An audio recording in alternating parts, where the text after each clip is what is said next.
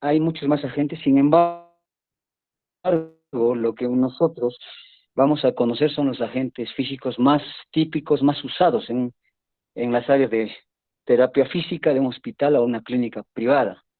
Entonces, hemos hablado de lo que es los agentes físicos, por ejemplo, las compresas húmedo calientes.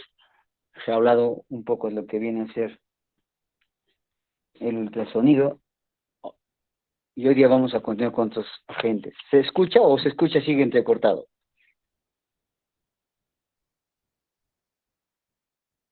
Por momentos se le escucha entrecortado, doctor. Ya. Entonces voy a tratar de mejorar la señal. En tal caso voy a pedir a los ponentes, por favor, que proyecten sus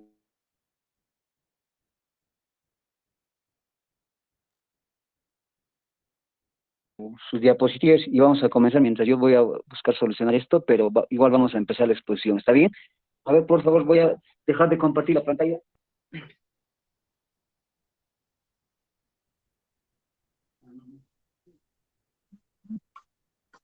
Pongan la pantalla, por favor. Compartan su exposición.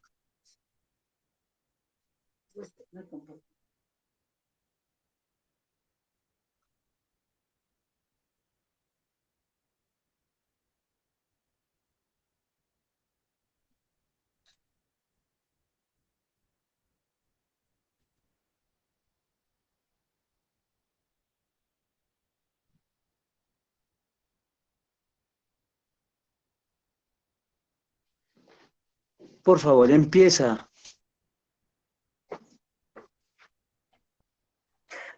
Doctor, buenas tardes, compañeros, buenas tardes. Bueno, mi compañero y yo nos toca exponer acerca de agentes físicos 2, en los cuales vamos a ver otros agentes físicos como la magnetoterapia, el baño de parafina, el ultrasonido y la terapia láser.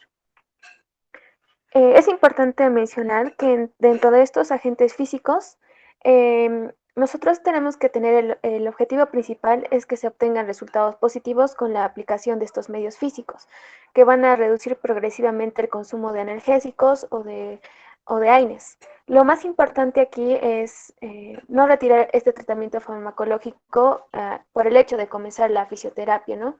Pero también es importante buscar una relación con modelos biopsicosociales que van a permitir considerar al dolor como la interacción de factores biológicos, psicológicos y sociales. Entonces, en estos casos, los pacientes deben tener la comprensión de estas interacciones, ¿no? Y no exclusivamente el alivio del síntoma o la inactivación del punto gatillo, que es la enfermedad tanto aguda o crónica que puedan tener los pacientes. Entonces vamos a comenzar con la magnetoterapia. Bueno, esta es una acción en la cual se van a utilizar imanes permanentes o equipos generadores de campos electromagnéticos para lograr un objetivo terapéutico. Aquí este campo magnético va a generar una circulación de electricidad por medio de un conductor que se va a denominar campo electromagnético, como vamos a ver en la imagen, ¿no? Son diferentes formas, diferentes tipos que se pueden utilizar. Entonces, el hecho de que este campo electromagnético, las ondas no sean invisibles, va a desarrollar una acción terapéutica, ya que el paciente no va a ver por sí, ¿no?, estas ondas y tampoco va a sentir lo que se va a realizar, así que esto beneficia al paciente. Hay características de algunos imanes, ¿no?, que se utilizan tanto de manera natural, se pueden utilizar minerales que contengan hierro como la magnetita, la siderita o la pirita, y los artificiales, ¿no?, que se utilizan, que son los imanes permanentes, que poseen un campo magnético constante o también campos electromagnéticos, ¿no?, generados por corrientes eléctricas. Entonces, es importante ver aquí el fundamento de la magnetoterapia y qué es lo que causa, ¿no? Sabemos que la dirección del campo magnético va a ser igual a la dirección de las líneas de fuerzas, ¿no? Porque, digamos, vamos a tratar un determinado punto y aquí la dirección tiene que ser igual a las líneas de fuerza. En cuanto a la intensidad del campo, va a ser inversamente proporcional al espacio entre las líneas. Así como vemos en la imagen, cuanto menos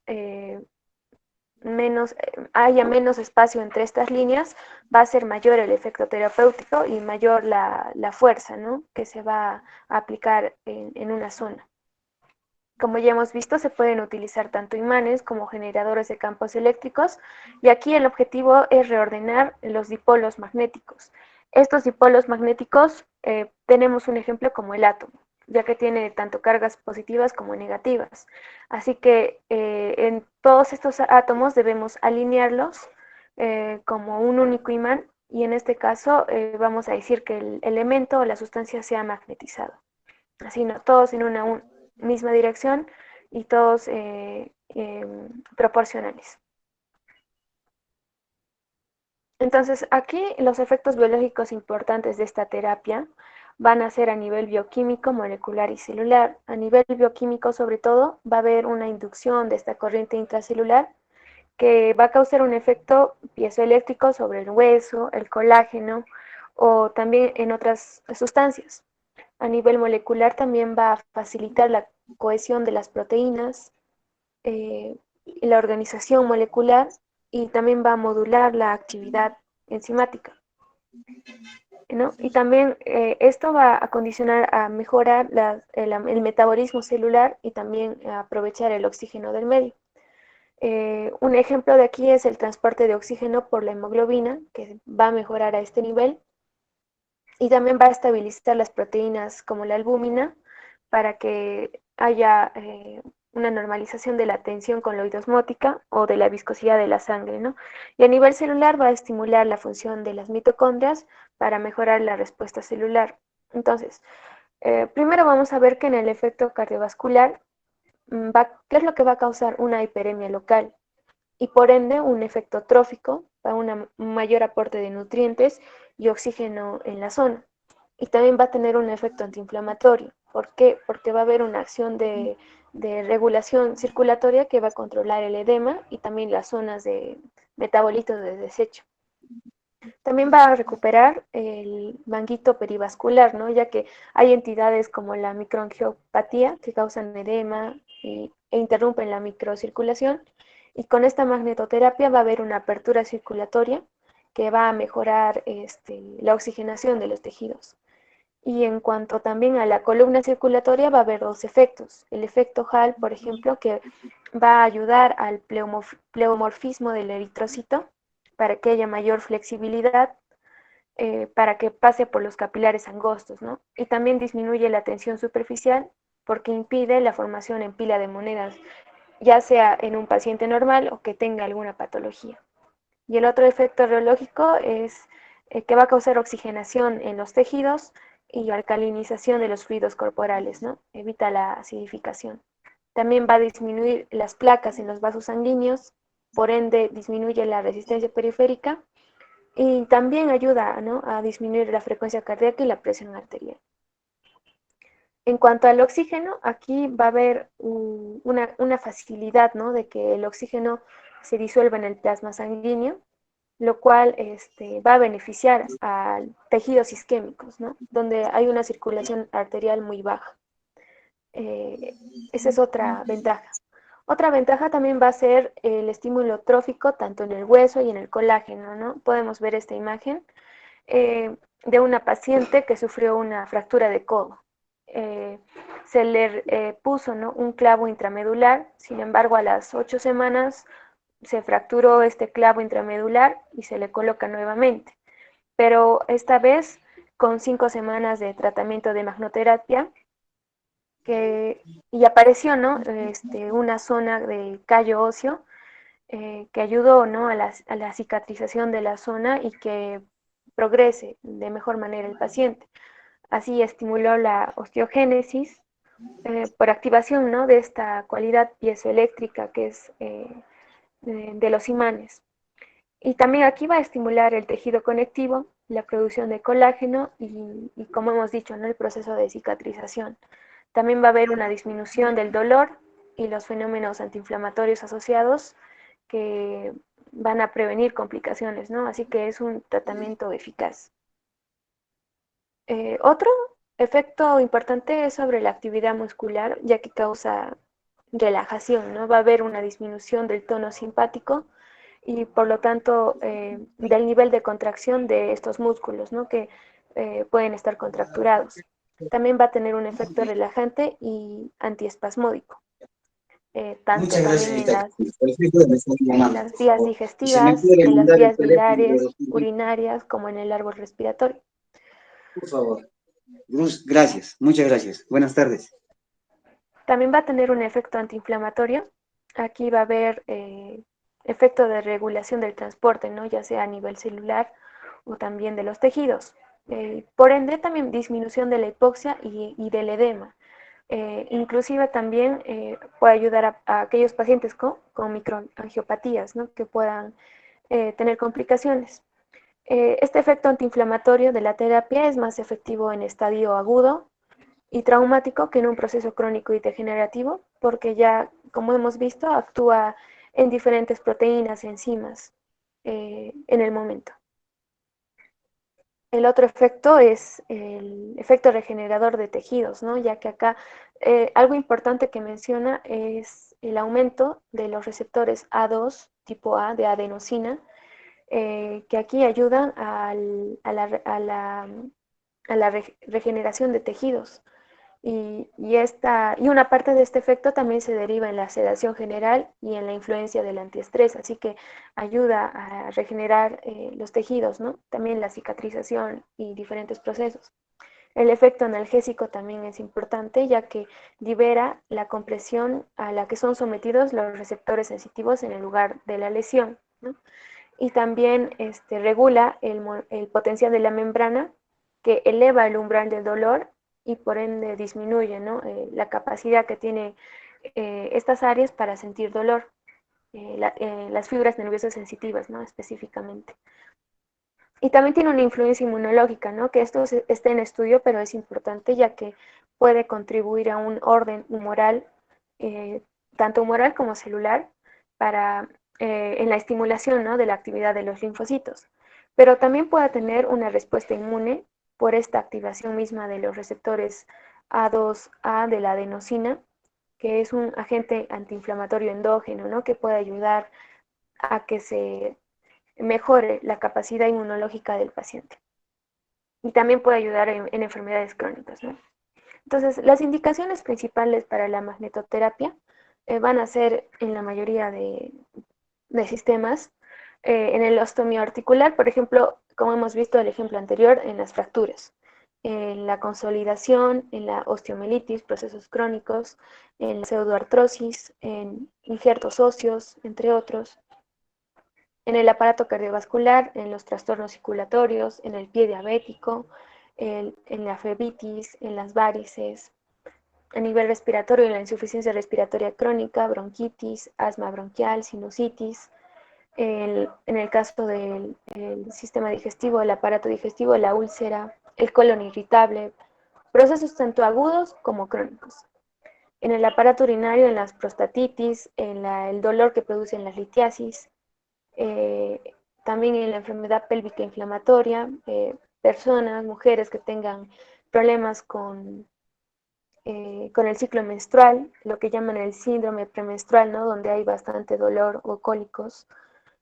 También puede contribuir al tratamiento de la infertilidad femenina y en la endometriosis, ¿no? En lo cual están investigaciones. Y también en afecciones oftalmológicas, ¿no? Ya que su efecto antiinflamatorio es muy bueno en la conjuntivitis, en procesos de glaucomas, neuritis o retinopatías, ¿no? Por enfermedades sistémicas. Y acá vemos el comportamiento, ¿no? De la eficacia de la magnetoterapia local o regional en los pacientes, ¿no? Viendo que la tasa de éxito es bastante alta. Y acá, ¿no? Vemos un caso de exoftalmos, ¿no? De la paciente. Hay una protrusión del globo ocular, aquí, eh, con retracción palpebral y lagrimeo. Y aquí, después de la sesión de magnetoterapia, la paciente tiene una mejora, ¿no? El cuadro. Y las contraindicaciones para la magnetoterapia son las hemorragias, ¿no? En un paciente, ya que, como hemos visto, la magnetoterapia induce a lo que es la hiperemia, por ende la vasodilatación, entonces puede provocar una exacerbación de este cuadro. Y también hay que evitar en pacientes durante el periodo menstrual. Y también hay que tener cuidado en pacientes hemofílicos, por la patología misma, ¿no? Aunque pueden realizarse aplicaciones de intensidades bajas. También es contraindicado en la anemia, ya que el paciente no va a responder a la demanda de oxígeno. En enfermos o personas que tengan marcapasos, ¿no? Por la posibilidad de interferencias. El embarazo, ¿no? Ya que no se puede aplicar ningún medio físico a una mujer embarazada. En enfermedades virales activas, ¿no? Como la micosis, que puedan tener peligro de diseminación. Y en la hipotensión, ¿no? Porque puede producir una posible lipotimia, ¿no? El paciente puede desmayarse o le puede chocar este tratamiento. Otro que tenemos que mencionar aquí es el baño de parafina. Aquí no se realiza, como estamos viendo en la imagen, eh, la parafina debe ser blanca, inodora, insípida y sólida. Y aquí el paciente debe sumergir, ¿no? El área que siente dolor. Eh, aquí en esta imagen podemos ver el proceso, ¿no? Cómo se puede aplicar, por ejemplo, por pincelación o mediante inducción, ¿no? De la región misma. Se recomienda este método de pincelación. Primero limpiar, ¿no? La zona con agua y con jabón, luego poner la parafina, unas 10 capas en este mismo periodo, ¿no? Posteriormente se puede retirar la parafina y debe lavarse nuevamente. Este proceso va a ayudar en la enfermedad articular crónica, ¿no? O también postraumática, sobre todo en articulaciones pequeñas de la mano o del pie. Y ha sido reportada porque tiene esta facilidad de causar, mejorar la circulación y la elasticidad de la nueva piel creada después de las quemaduras, ¿no? También ayuda en pacientes con quemaduras. Y las indicaciones principales están en pacientes que sufran contracturas o rigidez periarticulares, eh, acortamiento de tejidos articulares o periarticulares, una rigidez matinal. Y aquí es muy, muy útil preparar la zona y asociarla a técnicas de kinesiología, ¿no? Para mejorar la amplitud articular. Aquí vemos las técnicas de kinesiología, ¿no? Después del tratamiento también son importantes. Continuando con el ultrasonido terapéutico, esta se va a definir como una vibración mecánica de frecuencia excesivamente grande que no puede ser percibida por el oído humano. Si bien se pueden excitar, si bien esto puede estar presente en ciertos animales, se trata de oscilaciones y ondas mecánicas cuyas frecuencias van a superar los 20 kilohertz. Los seres humanos pueden oír sonidos con frecuencia entre los 16 y los 20 Hz. Em, Tenemos que saber que este ultrasonido es utilizado por diferentes animales que poseen estructuras emisoras y receptoras de ultrasonido de forma natural. Por ejemplo, el murciélago, el cual usa sistemas naturales de emisión y percepción de ultrasonido. Y estos van a ser vitales y les sirven como órganos de orientación espacial y para localizar sus alimentos. En la práctica de la fisioterapia, las frecuencias más utilizadas van a ser los de 0.7 y 3 MHz. En cuanto a los fundamentos biofísicos del ultrasonido, desde un punto de vista físico, tenemos que saber que cualquier objeto que vibra va a constituir una fuente de sonido. Esto lo podemos apreciar cuando se usa el diapasón en el examen físico en un paciente. Tenemos que saber que a diferencia de las técnicas derivadas de la corriente eléctrica, el ultrasonido no es de naturaleza electromagnética. Las ondas de sonido van a representar la compresión y la refracción del medio en vibración, y las ondas electromagnéticas pueden transmitirse en el vacío, pero el sonido siempre va a precisar de un medio para su transmisión.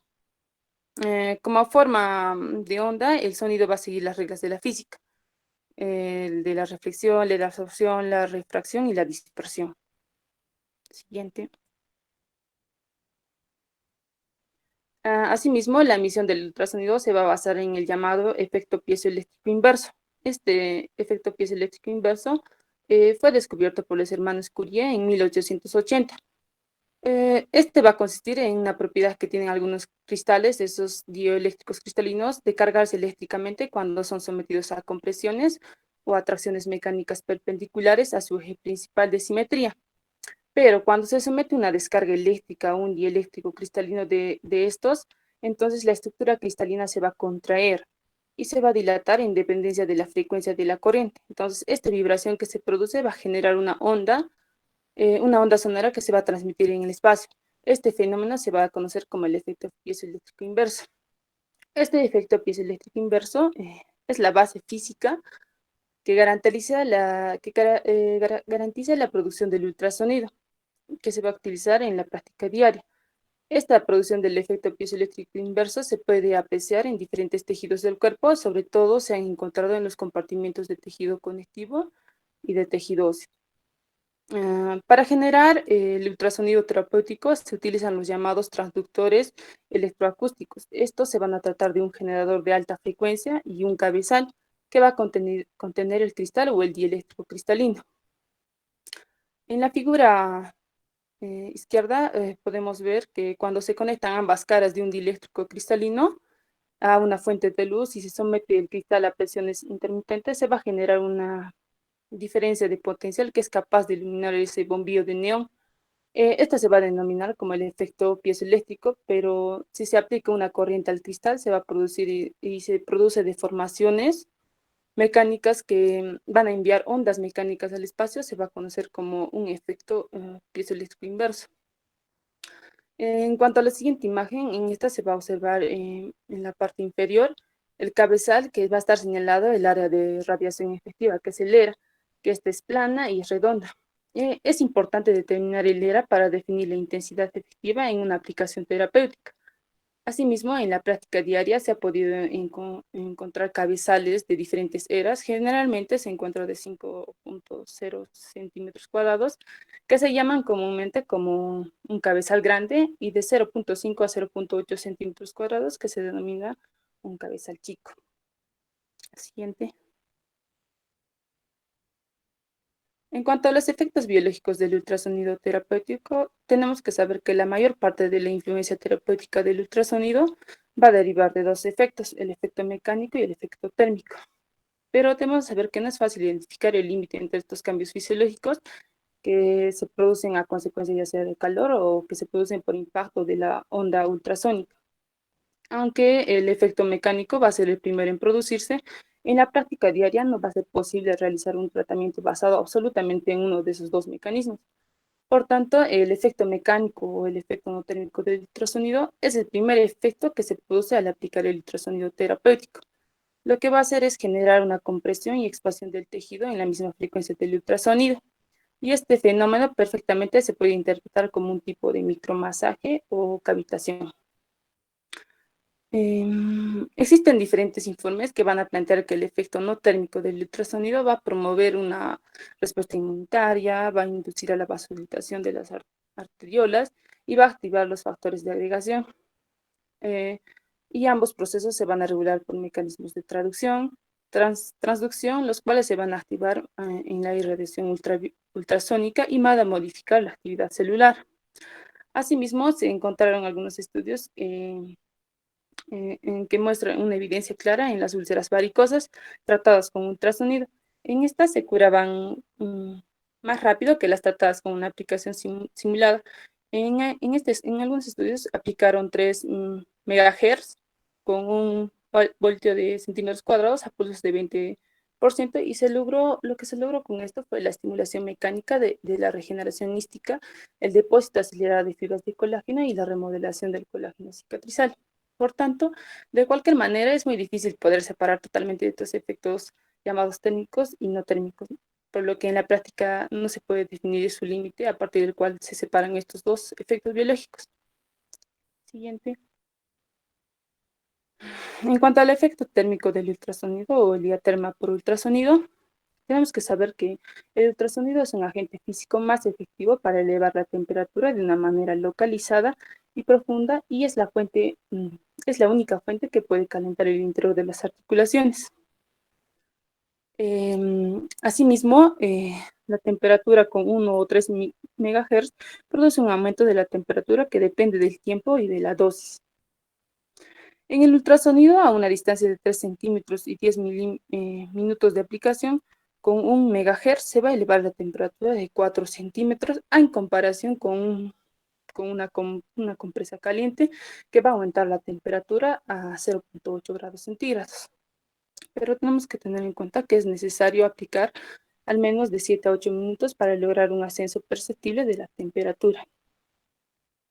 El efecto térmico se va a producir debido a la fricción y esta también va a depender de la intensidad, la duración del tratamiento y así como el tipo de emisión. Tenemos que saber que la ventaja principal frente a los métodos térmicos no acústicos es que los tejidos con colágeno abundante se van a calentar mucho más rápido que la piel o el tejido graso. Dentro de esos tejidos ricos en colágeno se van a encontrar los tendones, los músculos, los ligamentos, las cápsulas articulares, los meniscos, las fascias musculares, las raíces nerviosas, el periósteo y el hueso cortical.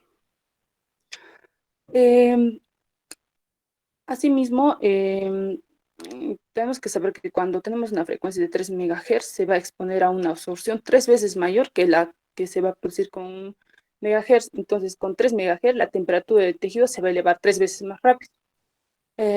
Por tanto, podemos decir que cuando usamos una frecuencia de 3 MHz, esta va a tener poca penetración y esta va a estar indicada en tratamientos superficiales, y si tiene una frecuencia de 1 MHz va a tener mayor penetración y esta va a ser utilizada en tratamientos más profundos. Siguiente. Algunos trabajos informan que si se pueden dar elevaciones térmicas de 1 centímetro sobre la temperatura base, se van a estimular el metabolismo y la reparación hística. Asimismo, incrementos de 2 a 3 grados van a aliviar el dolor y el espasmo muscular, y aumentos de 4 grados centígrados van a favorecer la extensibilidad del tejido de colágeno y van a disminuir la rigidez a nivel articular.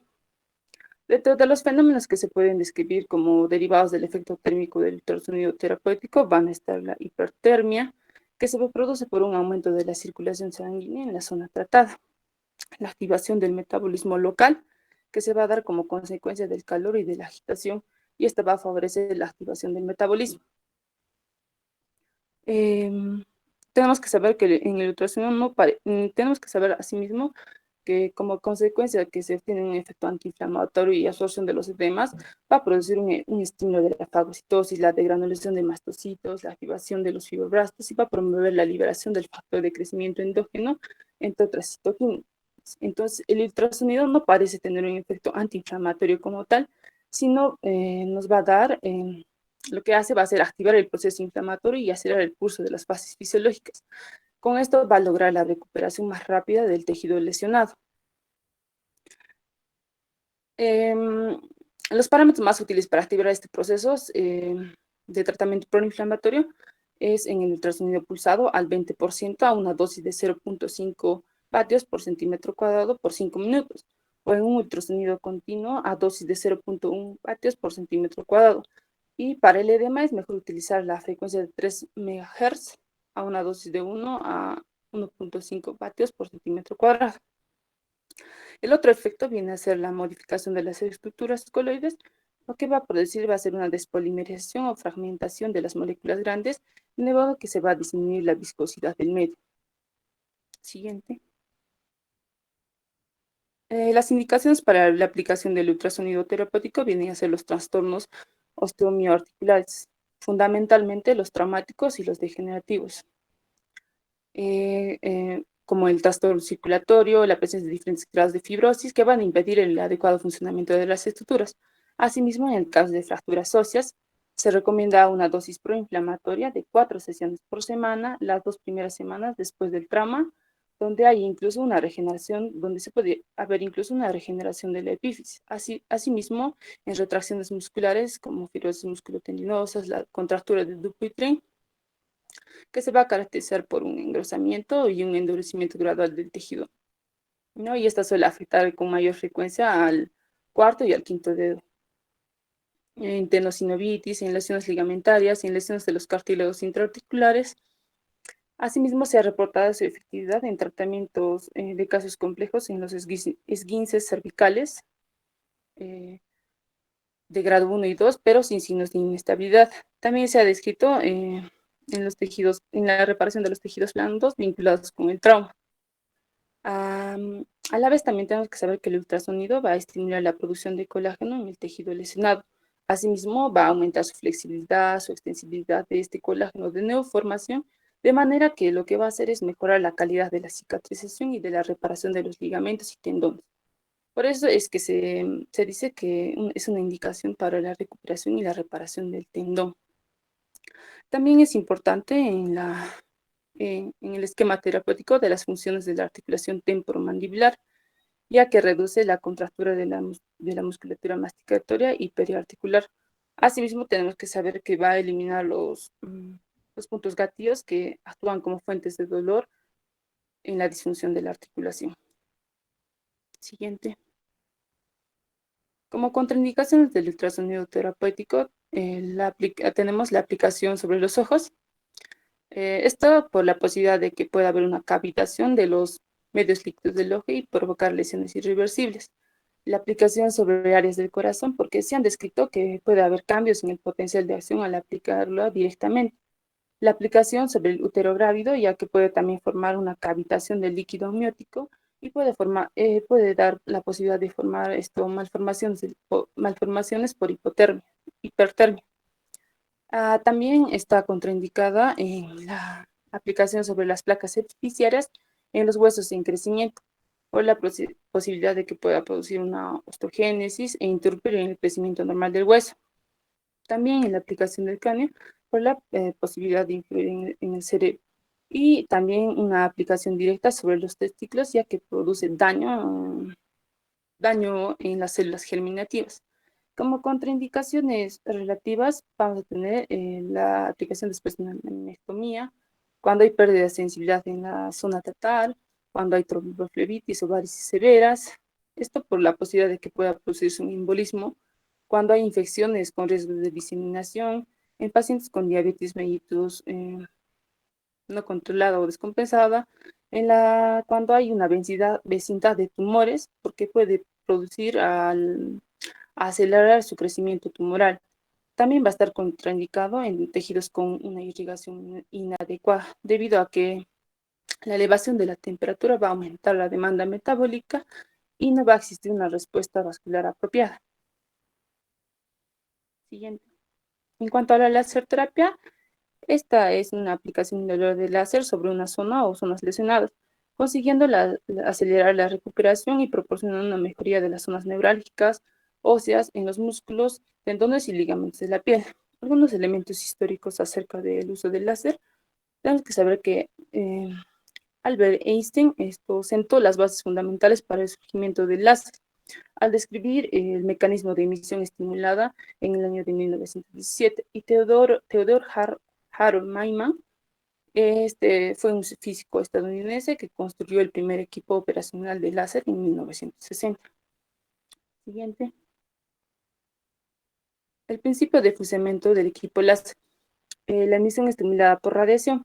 En el año de 1917, Albert Einstein es el que expone la posibilidad de una nueva forma de emisión, que es la emisión estimulada, y esta es responsable del efecto láser. En emisión estimulada se debe de contar con un amplificador o un resonador óptico. Asimismo, se debe contar con un medio activo, una fuente de energía, un sistema de bombeo y un resonador o dispositivo de retroalimentación. El medio activo se va a caracterizar porque se necesita un tipo de elemento que sea inestable en su comportamiento o que sea excitable. Las fuentes de energía nos van a garantizar el funcionamiento del sistema, y los sistemas de bombeo son para producir la agitación o la excitación de este medio activo. Y existen medios de bombeo más frecuentes como el bombeo eléctrico y el bombeo lumínico. Y el resonador o dispositivo de retroalimentación, que se trata de una cavidad o un espacio que va a contener ese medio activo. La clasificación de los equipos láser, estas se van a clasificar según el tipo de medio activo, en gaseosos, sólidos, líquidos y de plasma. Los gaseosos a su vez se van a subdividir en atómicos. Tenemos al láser de helioneo, en moleculares como el láser de CO2 y los iónicos como el láser de argón. Asimismo, se va a subclasificar según la banda del espectro electromagnético que emite en un láser rojo cuando va a tener una longitud de onda de 670 nanómetros o un láser infrarrojo de 904 nanómetros. Siguiente. Y según el nivel de potencia se van a dividir en alta potencia o baja potencia. Y según sus efectos biológicos, los láseres se van a dividir según sus efectos biológicos cuando estos tienen un efecto de fenómeno fotoquímico o fotobiológico. Este se va a utilizar fundamentalmente en la fisioterapia y este va a coincidir con el láser que les he mencionado, el de láser de banda de baja potencia, y los láseres que tienen un efecto directamente mediado por el calor, que estas van a depender de la magnitud que está presente. Y este tipo de láser se va a utilizar fundamentalmente en especialidades quirúrgicas.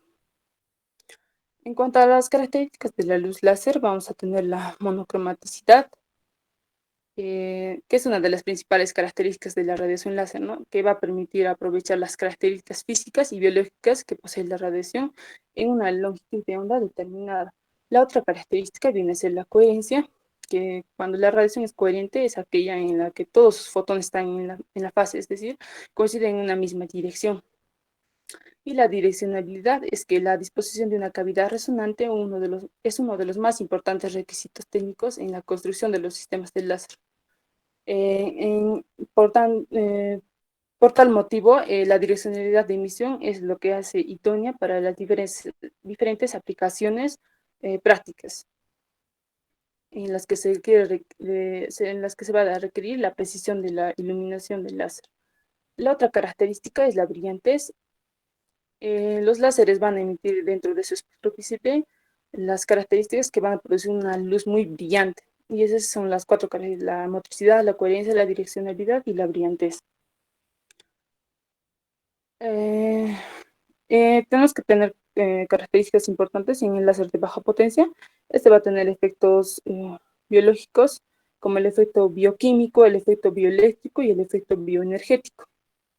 Asimismo, va a tener efectos terapéuticos en la acción trófica y regeneración hística, una acción antiinflamatoria y una acción analgésica.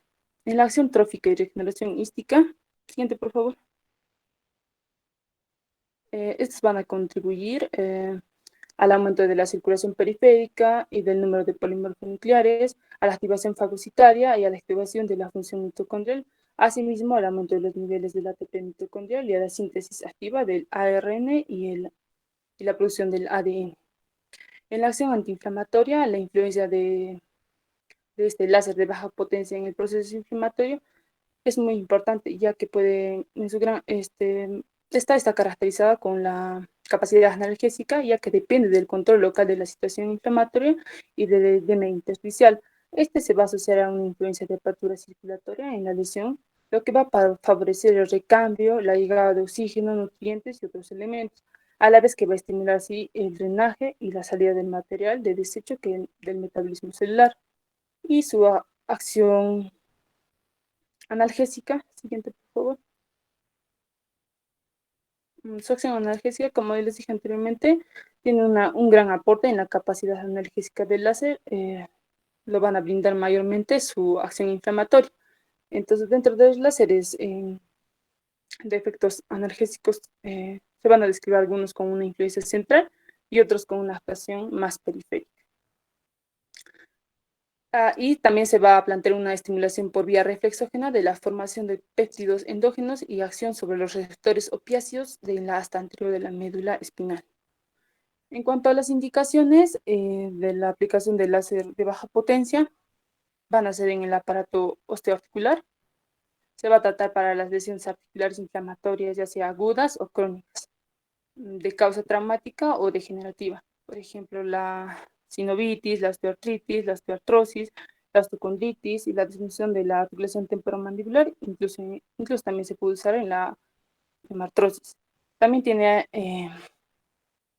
es muy indicado en las afecciones dermatológicas, ya que el láser va a actuar directamente sobre el proceso patológico y por eso se van a obtener buenos resultados en la dermatitis, en el acné, la rosácea, la furunculosis, la piodermitis y los abscesos. Asimismo, va a ser muy importante en el uso de las infecciones virales como el herpes simple y el zóster. Otra indicación son las afecciones ginecológicas. Este va a estar indicado en procesos superficiales y locales, ¿no? Como son la vulvitis, la vaginitis y la úlcera vulvar. Asimismo, también se puede usar en el herpes genital. Siguiente. Otra indicación viene a ser en las afecciones de las vías urinarias, como en la balanitis y la uretritis, y afecciones vasculares como en las microvarices, la linfangitis y las hemorroides. Afecciones del sistema nervioso como el síndrome compresivo radicular y la cefalea de origen cervical. Afecciones de otorrinolaringología, especialmente tienen utilidad en las afecciones de la mucosa nasal como la rinitis, la amigdalitis y la laringitis hipertrófica. Y en la aplicación de la cirugía estética, principalmente para el ritmo de la cicatrización, ¿no? Para que aceleren el proceso y se evite infecciones, se va a usar en las rinoplastias y en las mastoplastias. Esto en los pacientes quemados o con lesiones abrasivas de la piel. Siguiente. Y esta va a tener contraindicaciones absolutas y contraindicaciones relativas. Las contraindicaciones absolutas, bueno, en la actualidad, la contraindicación absoluta es la incidencia directa del haz de luz en la retina. Esa es la única en la que va a tener una contraindicación absoluta. Y las contraindicaciones relativas vienen a ser el hematoma reciente, la presencia de marcapasos, procesos agudos infecciosos, presencia de procesos neoplásicos, cardiopatías en etapas de descompensación, hipertiroidismo, en el embarazo, en la epilepsia y antecedentes de fotosensibilidad. Siguiente. Gracias.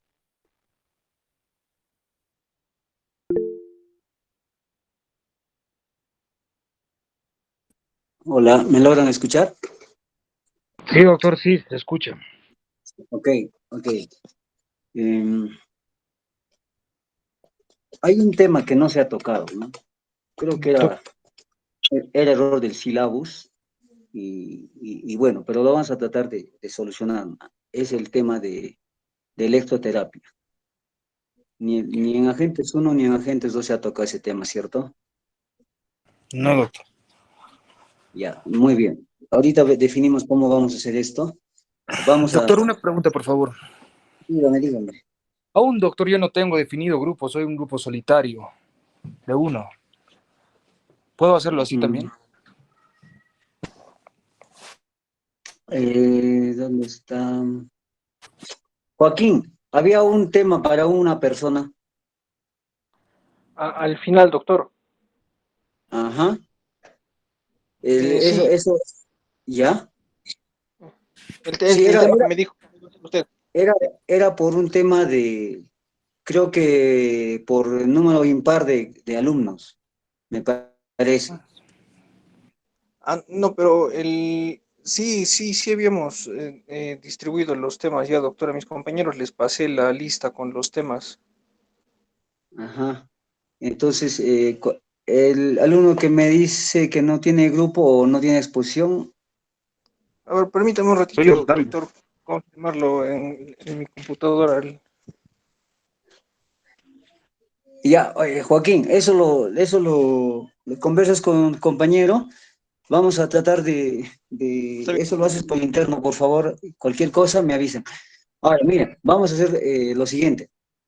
Mm, de lo que es agentes físicos, muchachos, ustedes tienen que saber como futuros médicos que existe agentes en el tratamiento del dolor, en el tratamiento de manejo de espasticidad, manejo de inflamación, manejo de lo que viene a ser eh, fortalecimiento muscular. Es decir, en la especialidad de medicina física y rehabilitación, así como cardiología, por ejemplo, dentro de sus tratamientos tiene, por ejemplo, eh, tratamiento antihipertensivo, fármacos para el cierre de ductus arterial, persistencia de ductus arterial, etcétera. Ustedes tienen que saber que en medicina física y rehabilitación existen agentes físicos como parte del tratamiento, ¿ok? Dentro de los agentes físicos hemos visto parafina, ultrasonido, magneto, láser, compresas calientes, compresas frías, crioterapia, termoterapia, etcétera, ¿no es cierto? Eso primeramente, si saben eso, para mí me es muy grato que eso por lo menos se lleven de este curso también, que en el curso, en la especialidad de medicina física y rehabilitación, dentro del tratamiento a los pacientes, existen agentes físicos. Uno. Dos, la aplicación de los agentes físicos no corresponde al médico, o sea, no se va a dar que un médico esté aplicando ultrasonido, magneto, que esté manipulando los equipos, nada de eso. Quienes hacen ese trabajo van a ser los licenciados en terapia física. Y bueno, nosotros, como hemos dicho, trabajamos multidisciplinariamente. Hablando del tema específico de agentes físicos 1 o 2, nosotros no manipulamos. No me vas a ver a mí colocar parafina, no vas a ver al colega manejando el equipo de magneto, ultrasonido, pero sí vas a saber que el colega en el área de rehabilitación, el médico responsable, es el encargado de definir qué agente físico le vas a prescribir al paciente. Ahora, si tú prescribes, por ejemplo, un agente físico, ponte una gonartrosis, yo evalúo al paciente, concluyo que el diagnóstico es gonartrosis izquierda y tendinopatía rotuliana, entonces yo digo, ya, el señor tiene un dolor crónico de rodilla izquierda, por lo cual yo voy a prescribir mi tratamiento, muy aparte, por ejemplo, del tratamiento medicamentoso, el uso de agentes. Y a este paciente, por la evaluación que yo he tenido, concluyó que le va a ayudar el calor y magnetoterapia. Eso es hablando de agentes, yo no estoy hablando de lo que vamos a hacer, fortalecimiento, estiramiento, etc. Estoy hablando ahorita de la prescripción del agente físico. Entonces, volviendo al inicio, muchachos, cuando ustedes sean médicos o hagan su serum o trabajen en una clínica, tal vez como médicos generales o médicos especialistas finalmente, cuando se topen con algún paciente, sea familiar o desconocido, entonces ustedes como están llevando su rehabilitación, dirán, ¿no? Ya, este señor tiene un hombro doloroso, y yo recuerdo que en las clases de rehabilitación, en el tema de agentes físicos, había un agente que se llama magnetoterapia, y veo que la ecografía de este paciente tiene una ruptura del tendón supraespinoso, ¿no? Puede ser que tú seas cardiólogo o puede que seas neurocirujano, pero el paciente te puede decir en su consulta, doctor, ¿sabe qué? Una consulta más, me duele mucho mi hombro y esta ecografía me han hecho ayer. No le vas a decir, pues, ¿sabes qué? Llévalo a quien te ha pedido, por lo menos lo mirarás y le darás una pauta, no un tratamiento específico, sino les corresponde, como especialista sobre todo. Pero como médico general estamos en la obligación de por lo menos derivar al paciente correctamente. Entonces, el uso de agentes físicos nos corresponde al área de medicina física y rehabilitación. Ahí hemos visto varios agentes, como ya he mencionado. Ahora, dos, recordar también, yo no voy a aplicar los agentes, mucho menos voy a manipular las máquinas, los equipos, como han mencionado, hay equipos, eso, pero sí soy responsable de decir, este agente le pones, este agente no le pones, este agente sí le pones. ¿Por qué? Porque yo busco esto. Eso sí está en nuestras facultades. ¿Por qué? Porque los licenciados en terapia física, quienes van a hacer la aplicación de estos, ellos están en la obligación, esos 5 años de estudio universitario, el uso de agentes. No nos corresponde, a mí me corresponde evaluación médica, diagnóstico médico y finalmente prescripción del tratamiento. Que mi prescripción sea uso de crioterapia en tal región o magneto en tantas sesiones, eso sí me corresponde. ¿Está bien? ¿Por qué hacemos este tema? Para que ustedes sepan que en medicina física y rehabilitación hay agentes que nos van a ver, como han dicho, ¿no? El frío, por ejemplo, vasoconstricción. Calor, vasodilatación. Magneto estimula la regeneración, etcétera, etcétera, ¿no? Y hayan visto indicaciones, contraindicaciones. Entonces, en el tema de agentes físicos quedamos claro, ¿no? Hay diferentes agentes físicos, cada uno con sus propiedades, que nos van a ayudar para el beneficio del paciente. Vamos a ir a casos concretos, prácticos, cómo es que, por ejemplo, es la aplicación de agentes físicos. Y les voy a compartir algunas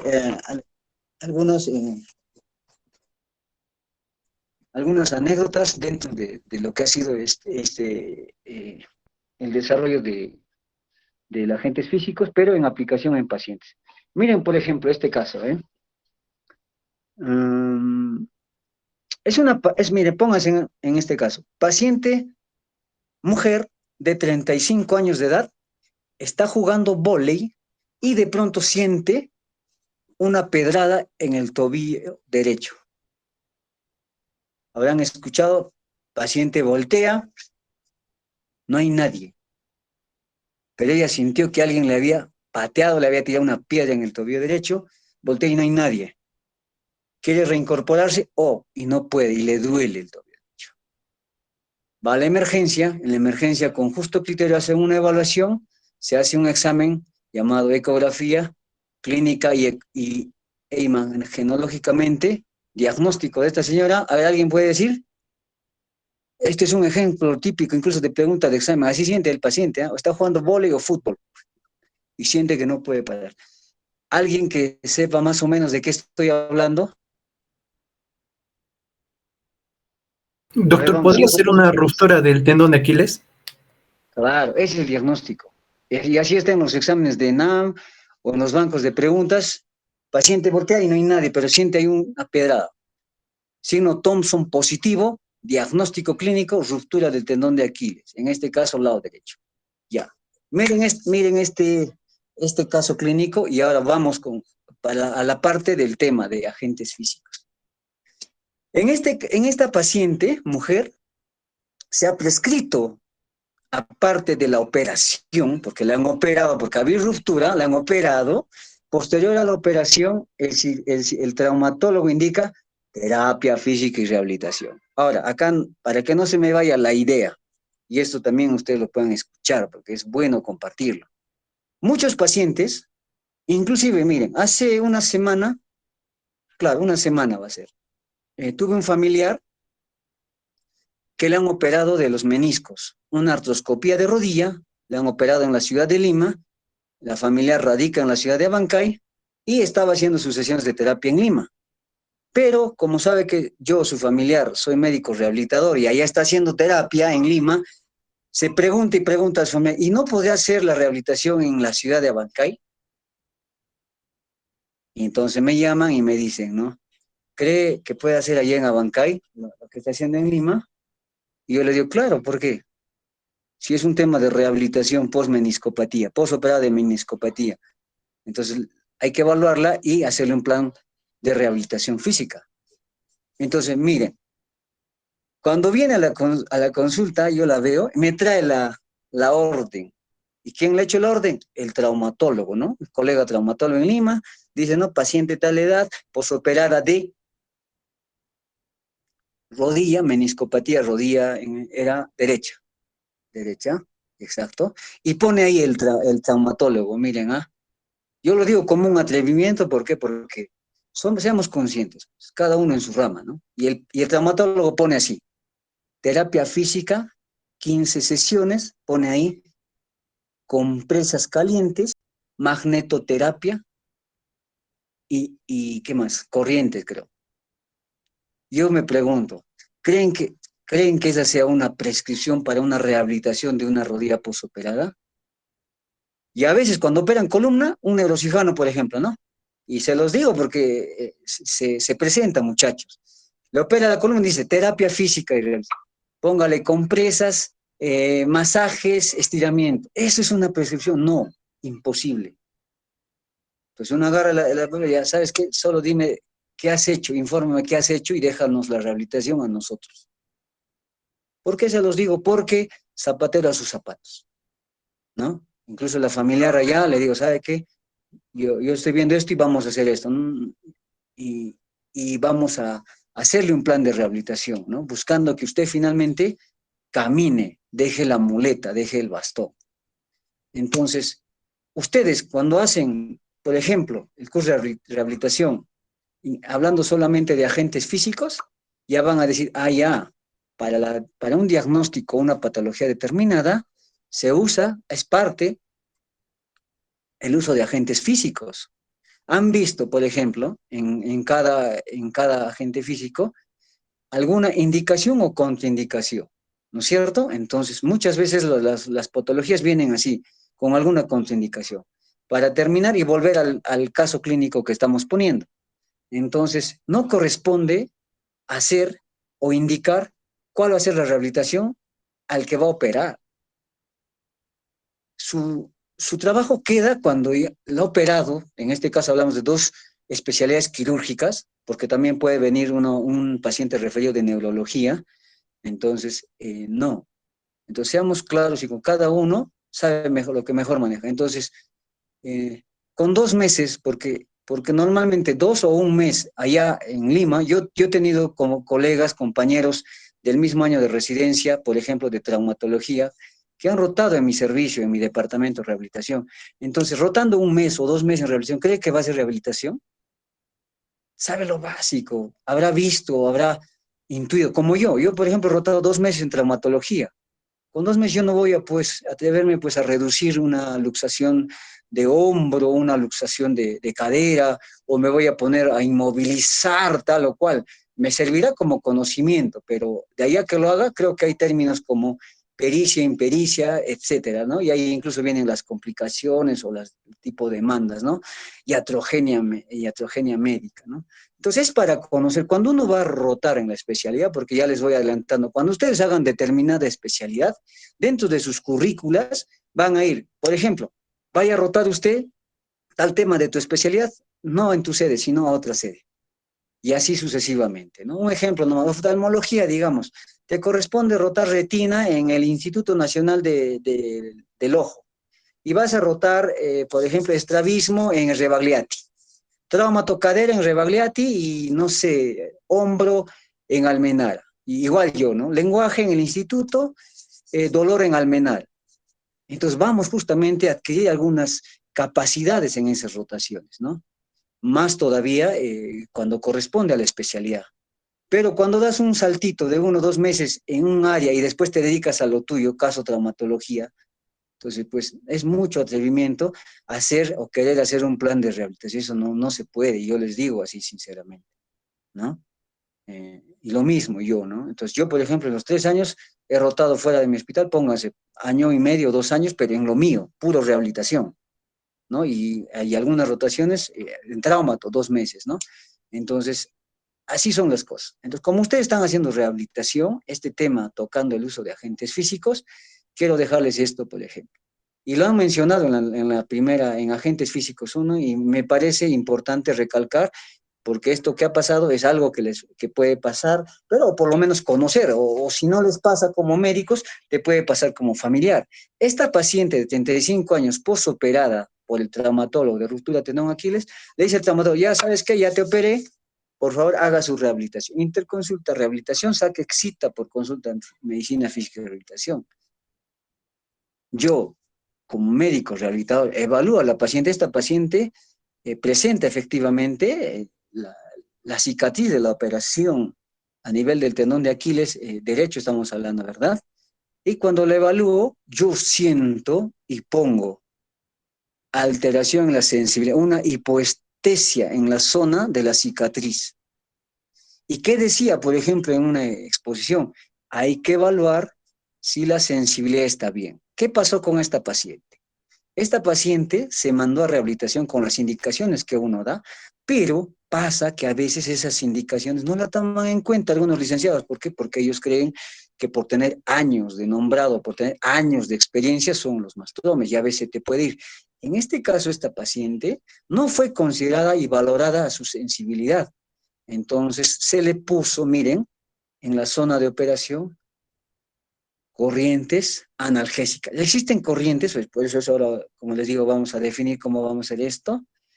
Corrientes con diferentes propiedades. Una de las propiedades es justamente un efecto analgésico y se llaman los famosos TENS, los estimuladores transcutáneos.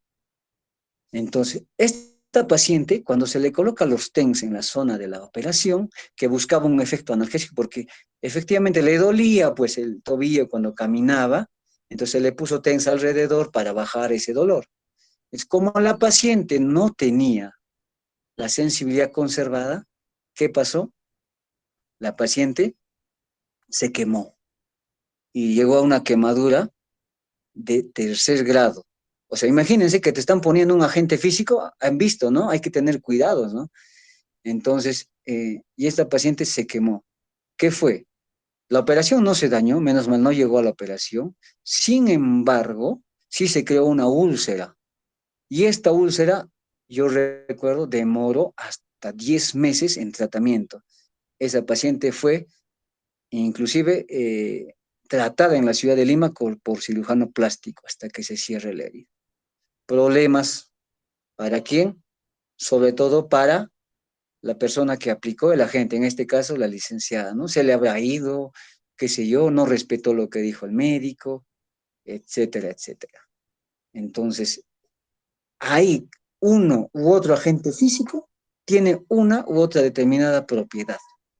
El uso o no uso de uno u otro se debe determinar en la consulta médica, por ejemplo, ¿no? Entonces, esta paciente, después de 8 o 10 meses, se recuperó, recién volvió a comenzar otra vez su rehabilitación, porque ese tiempo donde la úlcera, la herida estaba abierta, pues era un foco abierto de posible infección. Entonces, ¿qué había que hacer? Cerrar primero ese posible foco de entrada y después ya empezar una rehabilitación. La operación no se dañó, pero sí se perdió bastante tiempo, generó incomodidad, gasto y sobre todo la preocupación de ir, por ejemplo, a demandas judiciales, ¿no?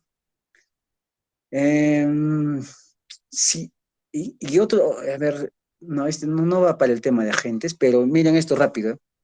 Paciente que está jugando fulbito siente un dolor a nivel de lo que es la pantorrilla derecha. Va a la emergencia de salud, paciente fue evaluado por el médico y le dijo, ¿sabe qué es una contractura? Va a colocarse un analgésico antiinflamatorio y hielo y vaya a su casa, ¿no? Y lo mandó así, ¿no? Al colega de turno no se le ocurrió más, pues, ¿no? Dijo, esta es una contractura porque esa fue su conclusión diagnóstica. Paciente a los 2 días refiere dolor persistente. Los analgésicos antiinflamatorios le han ayudado poco, pero él refiere que el dolor persiste. Vuelve a la emergencia, otro médico de turno, y el médico dice, no, yo te pido una ecografía. Diagnóstico, desgarro de gemelo medial. Interconsulta a medicina física y rehabilitación, ¿no? Claro, que lo ha mandado al traumatólogo, obviamente, lo ha visto, y el traumatólogo dice, ¿sabe qué? Es un desgarro pequeño, no es para operar, reposo relativo y medicina física y rehabilitación. Saca cita en medicina física y rehabilitación, como en el seguro las cosas son muy rápidas, cita en un mes. Paciente llega al mes para su consulta, ansioso de que le evalúe el colega rehabilitador, y el colega le dice, sí señor, efectivamente veo algunas condiciones por las cuales vamos a hacer este plan de rehabilitación. Le vamos a colocar magneto, le vamos a colocar un poco de hielo, porque a la evaluación yo creo que usted todavía, y eso les digo porque yo he visto el expediente, ¿no? Entonces, el colega hace la evaluación y como no hay cupo en rehabilitación, espera 15 días más para que lo llamen para su terapia. Porque ¿qué pasó? Pasó por la consulta, pero para pasar a la rehabilitación no hay citas en 15 días más. Entonces, el paciente espera los 15 días y arranca la rehabilitación. Aparte de los agentes físicos prescritos por la colega, le estoy hablando, por ejemplo, de magnetoterapia y crioterapia, solo de agentes, porque no está hablando de del plan de rehabilitación. Entonces, el paciente llega y empieza a sentirse mejor con la rehabilitación. ¿Por qué? Porque hace 5 o 7 sesiones y el paciente se... Pero a la 8ª sesión hay otro licenciado y el licenciado le indica, ¿sabe qué? Yo lo veo bien, estamos yendo bien, por favor suba la bicicleta, vamos a hacer fortalecimiento. Y eso no estaba, por ejemplo, en lo que viene en el plan de rehabilitación, ¿no? Y al día siguiente de hacer bicicleta, el paciente peor. El paciente preocupado porque lo que estaba yendo bien, ahora siente que está peor, va particularmente a hacerse una evaluación ecográfica y ¿qué pasa? El desgarro había aumentado en tamaño. Entonces, en este caso, el paciente, muy ofuscado, miren todo lo que ha pasado. Va a la emergencia primero, no le hacen un diagnóstico adecuado, después le dan cita 1 mes todavía para la rehabilitación y después 15 días más empieza su rehabilitación. Entonces, después se complica en plenas sesiones de terapia y el paciente procede judicialmente contra todas las personas que lo han atendido. Vale decir, la médico rehabilitadora, el licenciado en terapia y el otro licenciado, como les dije, que le habían cambiado, ¿no? De terapia. Entonces, voy a esto en este caso. Dentro de la prescripción de la colega rehabilitadora no estaba indicado el fortalecimiento aún de lo que viene a ser grupos musculares y mucho menos bicicleta estacionaria. Y ese fue el argumento. ¿Por qué? ¿Por qué les comento esto? Porque este caso pasó a proceso judicial donde el juez, después de mucho tiempo, miren, 2 años, proceso, pedía una opinión, ¿no? Y bueno, a mí me eligieron por ser el otro colega de otra institución para hacer una, ¿cómo le digo? Una opinión del caso, una conclusión, qué opino de lo que ha pasado. Entonces, yo veo ahí muchas cosas, ¿no? Y es lo que les he dicho a ustedes, ¿no? Al inicio. Que ustedes sepan qué agente usar, bienvenido, ¿no? Este puede ayudar, ¿no? Pero de ahí que cuando pasen a la rehabilitación no se respete esa prescripción, lo que yo digo, yo pongo ultrasonido continuo y que la licenciada, no sabe qué, que te ponga magneto, no respete. Entonces, eso pasó ahí. En ninguna parte de la prescripción de la colega rehabilitadora había fortalecimiento, ¿no? Póngase que yo no les he prescrito al tal agente y el señor dijo, no, pero a mí no me han puesto esto, sino esto, tal vez es la causa. Entonces nos ponemos a la vida real, pasamos de la exposición a la vida real, son cosas que pueden pasar. Otro, para hablar de agentes físicos, paciente que ayer, por ejemplo, se pone a hacer trabajos en la casa y levanta un mueble. Al día siguiente acude con dolor intenso a nivel lumbar, fuerte, se ha puesto ampollas médicas que no ceden. A la evaluación se concluye un síndrome miofacial de cuadrado lumbar que necesita tratamiento. Un cuadro agudo, como vemos anoche y hoy día viene a la emergencia, entonces nosotros nos valemos del tratamiento del dolor. Aparte de la medicación analgesia que podemos calmarla o no, tenemos los agentes físicos. Este paciente candidato al hielo local, crioterapia, 3 a 4 veces por día, ¿no? Entonces, en el tema de agentes físicos, muchachos, debemos saber que para las diferentes consultas médicas, diferentes patologías, póngase, hombro doloroso. Doctor, ayer he jugado boli y me está doliendo el hombro. Doctor, ¿sabe qué? No puedo levantar el hombro hace 5 meses, doctor. Me duele y en la noche no me deja dormir.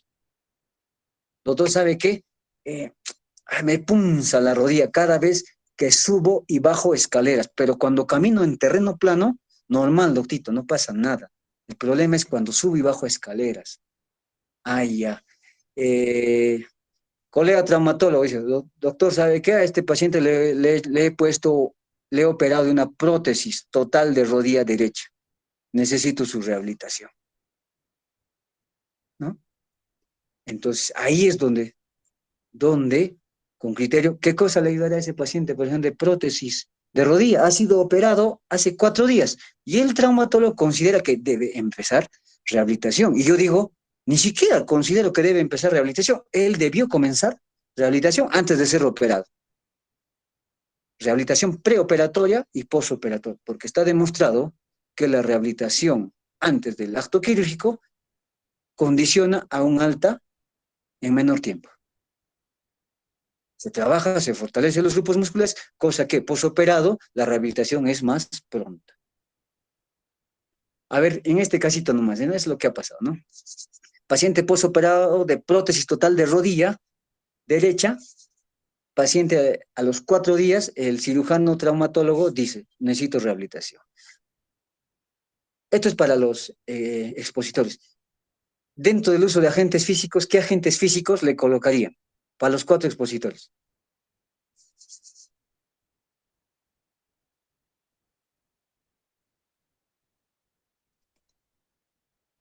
Doctor, crioterapia. Ya, crioterapia, ya. ¿Cómo le pondrías la crioterapia? Has leído, ¿no? Más o menos qué agentes tiene, qué efectos, perdón, y cómo le pondrías la crioterapia o le prescribirías, ¿no? Porque te digo, tú no le vas a poner hielo, pero tú le vas a decir, licenciada, solicito y necesito que usted le aplique crioterapia, es decir, nuestros pack de hielo que tenemos ahí, ¿no? Nuestros gel pack.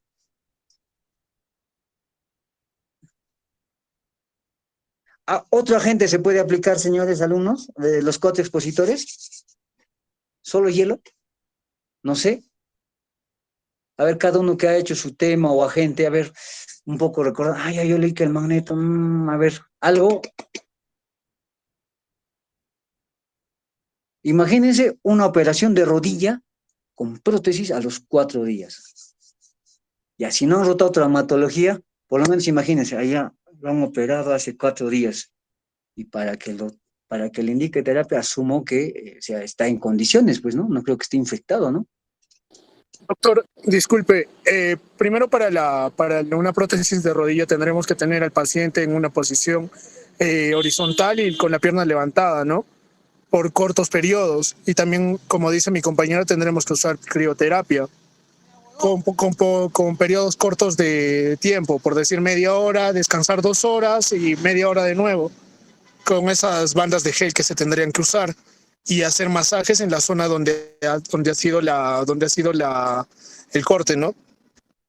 Ya, pero la pregunta dije, ¿no? ¿Qué otro agente? Como la exposición ha sido agente 1 y agentes físicos 2, ¿se puede usar algún otro agente? Está bien el masaje, yo no digo que no, ¿no? Puedes hacer fortalecimiento y estiramiento pasivo, ¿no? Pero agentes físicos, aparte del hielo, ¿se podría usar otro? A ver, a los muchachos que han desarrollado el tema sobre todo. Doctor, podría ser la magnetoterapia, sin embargo, Ajá. el- Doctor, Vamos, doctor, ¿podría ser electromagnetismo después de poder hacer para la rehabilitación de la rodilla? electromagnetismo. ¿Me estás hablando de electroterapia y magnetoterapia? Sí, doctor. Sí, más que todo magnetoterapia. A ver, la compañera o compañera que expuso magnetoterapia, ¿qué opina? Sí, doctor, podría hacer eso ya que tiene el efecto antiinflamatorio y también una relajación, ¿no? Del músculo y también el efecto analgésico, ¿no? Que se puede dar en el lugar. Sin embargo, no sé si la prótesis, el material, podría ser, mm, podría haber alguna interferencia. No Mm, sabría. En eso tendría alguna duda. Ujú. ya. La compañera que expuso ultrasonido, ¿qué opina del uso de ultrasonido en este paciente? Doctor, el ultrasonido sería bueno para, ya que, ¿cómo se dice? Va a mejorar la calidad de la cicatrización, doctor, en ese caso sería. Ya. Mira, en este paciente, el paciente se ve así, ¿no? Se ve, imaginémoslo, ¿no? Es un paciente, obviamente con la rodilla inflamada, ¿no? Si comparamos con la otra rodilla, tiene mayor aumento de volumen. No significa que tenga pues una celulitis, simplemente es una inflamación. ¿Por qué? Se ha puesto material extraño. 2, las cicatrices de la operación ¿no? Entonces, imaginemos una rodilla más con aumento de volumen sin signos de inflamación, con dolor a la movilización, es decir, a la flexión de rodilla, ¿no? O sea, estoy evaluando, ¿no? No estoy diciendo que lo va a doblar ahí mismo, si está operado, ¿no? Tiene dolor, inflamación y limitación en la rodilla. Específicamente en el uso de agentes físicos, el hielo en primer lugar. 6 a 8 veces por día aplicación de hielo durante 5 a 7 minutos, vamos a ayudar que ese aumento de volumen ceda un poco. Se puede usar corrientes analgésicas, lo valoraría. ¿Por qué? Porque por esa cicatriz habría que valorar si la sensibilidad está conservada o no. Yo le tendría que decir al señor, siente, entonces creo que se debería valorar. Algunos pacientes lo valoran muy bien, otros no. Por ejemplo, un paciente de la tercera edad que no habla, de repente español, habla quechua, ¿cómo vas a valorar si no hablamos nosotros quechua? Bueno, ¿no? O es diferente a un paciente que de repente que tiene otro nivel de instrucción, que te puede decir, doctor, ¿sabe qué? No siento bien. Ahora, el tema del ultrasonido y el magneto son agentes físicos que sí se podían usar con algún grado de recomendación. Por ejemplo, el ultrasonido lo podemos usar en las partes periarticulares, ¿no? Donde vamos a buscar desinflamar, pero no tanto en la zona misma de las heridas operatorias, sino póngase tendón de pata de ganso, inserción distal de lo que viene a ser los ligamentos perirotulianos, entonces buscando un efecto, pero como tal, para buscar un efecto propio del ultrasonido en ese paciente, no, pero sí a nivel periarticular nos podría ayudar porque dentro de sus propiedades también hay un efecto analgésico, igual que el magneto. El magneto sí se puede usar en periodos cortos, ¿no? Pero el primer agente físico llamado en este paciente por el tiempo es el hielo, por todas las propiedades que han mencionado, ¿no es cierto? Entonces, así vienen los casos, así vienen los pacientes. Hemos hablado también de la hidroterapia. Por ejemplo, viene un paciente con un accidente cerebrovascular de hace un mes, mujer de 47 años de edad, que acudió a la emergencia por trastorno de conciencia y déficit motor en el hemicuerpo derecho. El neurólogo ya se le hizo el tratamiento y se concluye que tuvo un infarto cerebral, una hemorragia en nivel frontotemporal izquierdo. Hablando de rehabilitación en la parte física, paciente con déficit motor en mi cuerpo derecho, al mes de edad que le dicen, ¿no? Señora, tiene que hacer rehabilitación. Viene la paciente, a la evaluación encontramos un paciente espástico, o sea, duro de moverlo, ¿no? Hay muchos pacientes que varían, pues otros vienen con tono bajo y otros vienen con el tono elevado. Entonces, en unidades y en servicios donde hay, acuérdense de este nombre, los tanques de Hubbard, hidroterapia, entonces se puede hacer uso de este agente físico. ¿Por qué? Porque justamente los movimientos que realiza el motor, el tanque, el agua, hacen que a nivel muscular se produzca un efecto cinético y de relajación. Si está espástico, durante las terapias ayuda a relajar más. Esto es importante porque en el trabajo que va a hacer el licenciado, en que es movilizar, recuperar el movimiento de las extremidades o de las articulaciones, va a ayudar que este paciente esté más suave, por decirlo, ¿no? Más con un tono más bajo, ya no tan espástico. Ayuda. O en este paciente, claro, es uno de los agentes físicos llamados que nos puede ayudar. ¿Porque corriente le ayudará a este paciente espástico? No. Si incluso está con la sensibilidad alterada, encima no puede hablar porque el infarto fue en la zona del lenguaje. Entonces, ¿ultrasonido ayudará en este paciente? No. Entonces, más es trabajo manual. Y si tenemos hidroterapia, chévere, ¿no? Bacán por el paciente, ¿no es cierto? Entonces, así vienen los pacientes. Para el mismo diagnóstico, pacientes diferentes, no se prescribe necesariamente el mismo agente físico, ¿no es cierto? Antes que se me vaya, he estado hablando con la secretaria y me indica que según el cronograma hay para subir el aporte hasta el 24 de este mes. Entonces eso significa que el examen tiene que ser antes.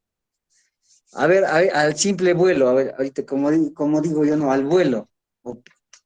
Quieren dar examen, es una posibilidad, ¿ah? No les digo que se va a dar, pero me gustaría preguntarles ahorita, ¿virtualmente o presencialmente? Virtual, doctor. Virtual, doctor. Virtual, doctor. No todos están en Cusco, doc. Ah, ¿no están todos en Cusco? Sí, algunos hemos ido a Sí, nuestras doctor, provincias a por vivir. favor. Están en Puerto Los escucho, vamos. Están Doctor en Puerto. virtual, porque no muchos estamos en Cusco. Pero se les puede avisar con anticipación. Pero sigamos, opiniones, muchachos, porque en realidad, ya como ya estamos en tan tiempo de pandemia, dice que ya se han levantado muchas restricciones, entre ellas está la evaluación presencial.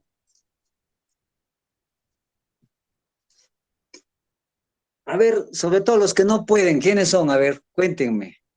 Ah, salimos un poco de la tema de exposición.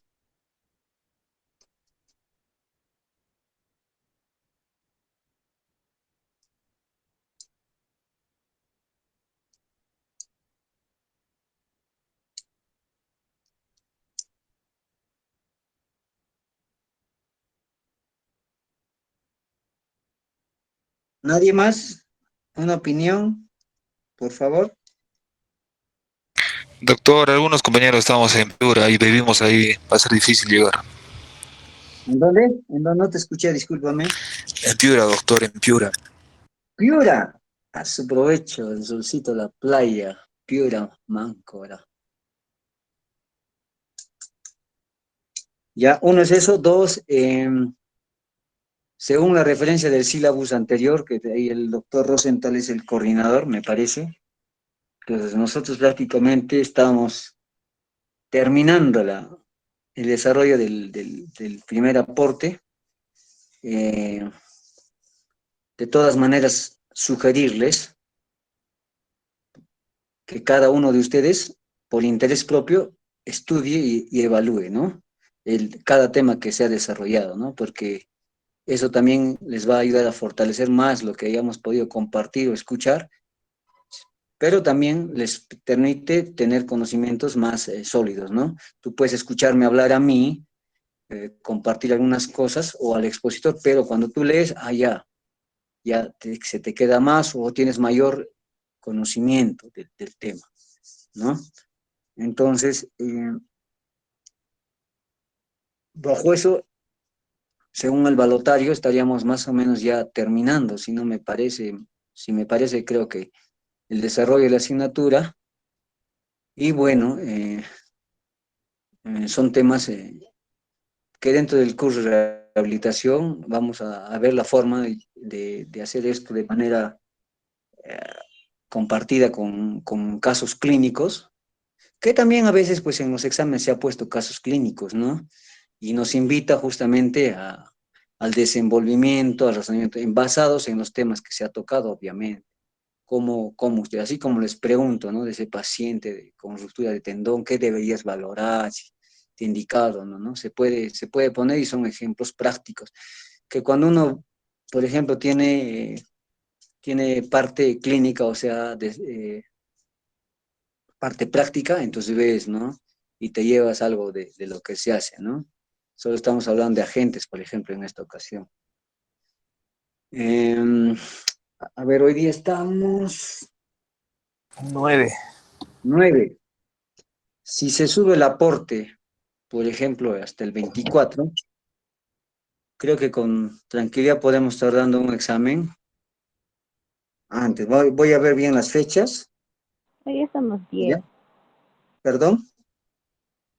Hoy es 10, pues. Hoy es 10, 10. doctor. Hoy día es 10. Claro. ¿Quién me está confundiendo, chicos? Hoy día estamos 10. 10. Seguramente se va a abrir la plataforma, según también me dijo, a partir del 14. Entonces hay que estar viendo esas cosas, ¿no? Seguramente que también ustedes ya están a punto de dar otros exámenes, asumo, Sí, doctor. ¿no es cierto? Sí, Entonces, ya, el siguiente tema normal lo vamos a desarrollar. Y antes de cerrar, yo quisiera escuchar alguna inquietud, alguna duda, alguna anécdota. Yo sé que muchos de ustedes han tenido contacto con rehabilitación, tal vez en algún centro, por algún familiar o ellos mismos, y otros también nada, cero, cero al vacío, no tienen ni idea que existía esta especialidad. Hoy me llaman, voy a cortar. Ya corté. A ver, por favor. Sí, doctor. Alguna vez yo tuve un problema en la rodilla que era una picla sinovial interna y ¿Ya? querían operarme. Pero ¿Ya? entonces decidí tener otra opción y comencé a hacer electromagnetismo, doctor. Y al final de ¿Ya? la terapia resultó que no me operarán. Ah, exacto. Muy bien. ¿Alguien más? ¿Algún familiar? ¿Han escuchado? O el doctor sabe que ni sabía que existía el hielo, doctor, no sabía que servía para eso.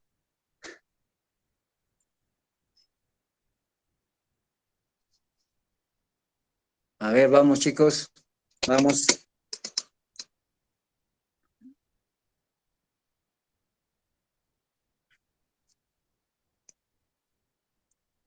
¿Alguien ha ido a un centro de rehabilitación? ¿Ha escuchado por ellos o por algún familiar? ¿O sí lo sabían que existía esto, no?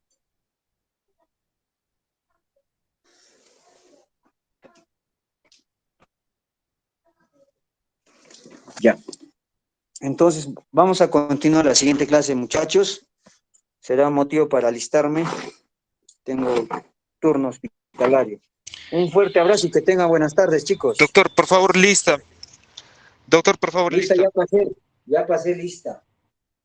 Considere, Gracias, Dávila, buenas por tardes, favor. muchachos. Cuídense.